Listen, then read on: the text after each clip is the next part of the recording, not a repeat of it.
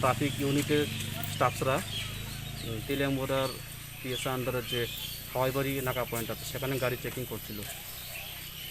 তখন একটি গাড়ি আগরতলার দিকের থেকে আসে, একটি ট্রাক গাড়ি। ট্রাক গাড়িকে যখন থামানোর জন্য সিগন্যাল দেওয়া হয় ট্রাফিক পুলিশের তরফ থেকে, তখন গাড়িটি থামেনি। গাড়িটি না থামাতে আমাদের ট্রাফিক পুলিশের স্টাফরা ট্রাকটির পিছনে ধাওয়া করে। তখন ট্রাকটি ন্যাশনাল হাইওয়ে ছেড়ে কল্যাণপুর এরিয়ার দিকে চলে আসে। ন্যাশনাল হাইওয়ে ছেড়ে গাড়িটি তেলেমুড়া থেকে কল্যাণপুর এবং খোয়াই যে রোড আছে সেখান দিয়ে চলে আসে। তখন ইনফরমেশান আমাকেও দেয় এবং কল্যাণপুর দেওয়া হয়। তখন আমরা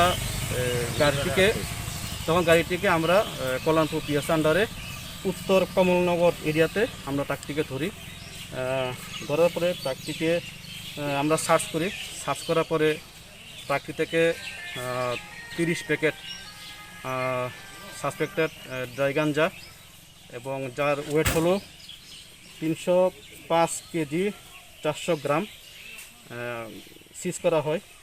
এবং ট্রাকের যে ড্রাইভার মনজিৎ দেববর্মা, ওকে ডিটেন করা হয়। ও বলছে ওর বাড়ির দামছড়া পিএসএ আন্ডারে পিপলাছড়া এরিয়াতে। এখনও জিজ্ঞাসাবাদ চলছে। স্যার ট্রাক গাড়ির নাম্বারটা কত স্যার? ট্রাক গাড়ির নাম্বারটা হচ্ছে WB65D6771।